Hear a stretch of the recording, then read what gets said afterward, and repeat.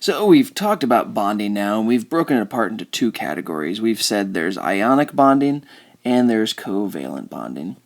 And with ionic, we've pointed out that it's not really that fair. You have one atom that loses its electrons, another atom actually takes those electrons away. With covalent, though, we've painted this nice, pretty little picture how the atoms get together. They share their electrons in the middle. It turns out I was lying to you. Before we can talk about what actually happens in covalent bonds, I need to give you a new term, and this new term is electronegativity. So what electronegativity is it's an element's pull for bonded electrons. In other words, an element that has a high electronegativity will have a better attraction for shared electrons. So if we've got two atoms that are sharing electrons, remember in the center of those atoms is that positively charged nucleus, and then when they share those electrons, they put their electrons right here in the middle.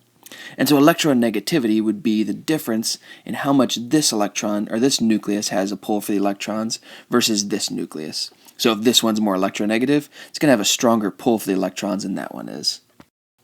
So you're probably wondering, what's up with the polar bear, the delicious looking ice cream cone, and the penguin? Ladies and gentlemen, it's an analogy. So the polar bear is going to represent an element with a high electronegativity, which we'll just call E negative. So polar bear has a high electronegativity, and the penguin's going to represent something that has a low electronegativity.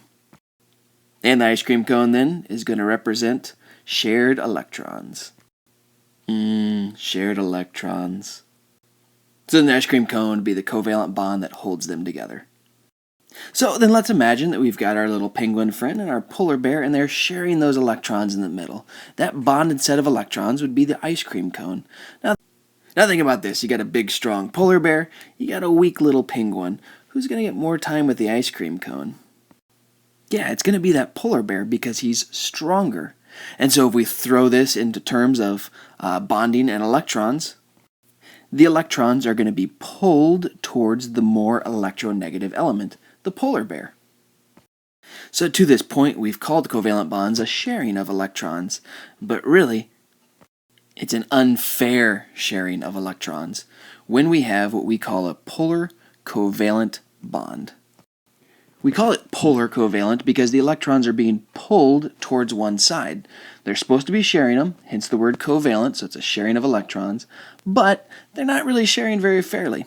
The polar bear is going to get more time with the electrons, so therefore it's a polar covalent bond. And if we look at the elements represented here, hydrogen and chlorine, that would be an example of a polar covalent bond.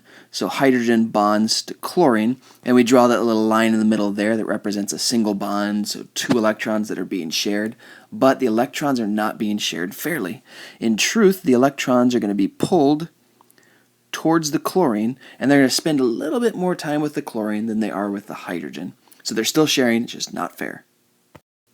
Now, if we think about two polar bears against each other, they're the same strength. Neither one is going to be stronger than the other because they're identical. So this would be like chlorine and chlorine. And if you think of them sharing electrons, well, chlorine and chlorine, or polar bear and polar bear, are the same strength, so neither one is going to be able to pull the electrons away from the other. Same thing with weak little penguins. They're both really, really weak, but they're the same weak, and so they can't beat each other out, and so when they share an ice cream cone, they share it fairly, because neither one can pull it away from the other. We call these non-polar covalent bonds. In other words, they're not pulling. This is an actual fair sharing of electrons. So this would be the only example of a legitimate covalent bond where they're legitimately sharing their electrons. So the only truly covalent bonds are going to be the bonds between identical elements, so Cl to Cl, Cl2, or H to H, which is H2, or oxygen to oxygen. All of those are going to be nonpolar covalent bonds. They're nonpolar because they're both the same strength, and so they have to share those electrons fairly. And electronegativity actually ties into ionic bonds as well. So ionic bonds, this is like a really, really big polar bear versus an extremely weak freshman penguin. This big old polar bear, he's not going to share nothing. He's going to snag those electrons and take off and hit the road. So then our penguin is going to be our metal, our cation that loses those electrons. And then the polar bear would be our anion, the nonmetal that takes those electrons away. So as a result, we have a positive and a negative that attract each other. So how can we figure out which elements are more electronegative than the others? Ladies and gentlemen, I bring you to the periodic table again. Yes, there is another trend on the periodic table. So the most electronegative elements are up in this corner of the periodic table where the polar bear is. The least electronegative elements are down in this corner where the penguin is, and they increase as you go from this corner to that corner. The most electronegative element on the periodic table would be fluorine. The noble gases don't count. They don't have any attraction for electrons because they don't bond. And then the least electronegative element would be francium. And then electronegativity increases as you go up and as you go over.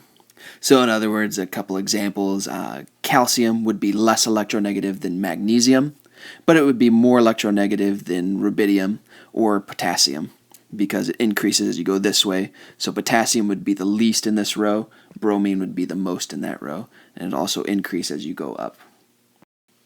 So let's take a look at 4 examples here. So we've got nitrogen, N2, we've got NO, we got ICl, and Be2F. So let's identify what types of bonds these would be.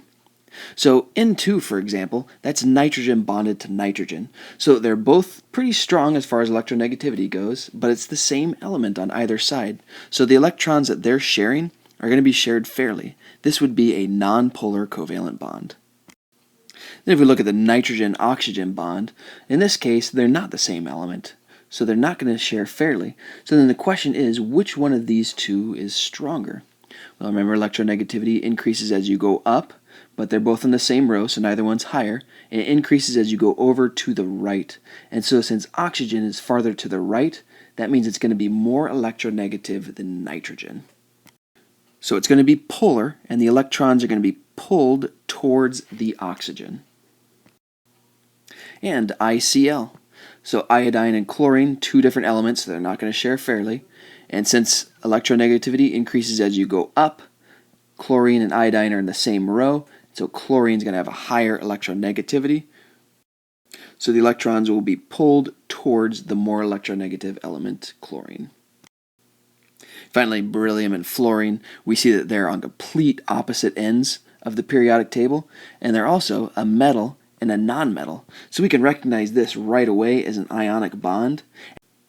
What makes it an ionic bond is the fact that fluorine is so stinking electronegative and beryllium is so stinking weak that fluorine can completely take the electrons away from beryllium, making it an ionic bond. So it's just an extreme polar bond.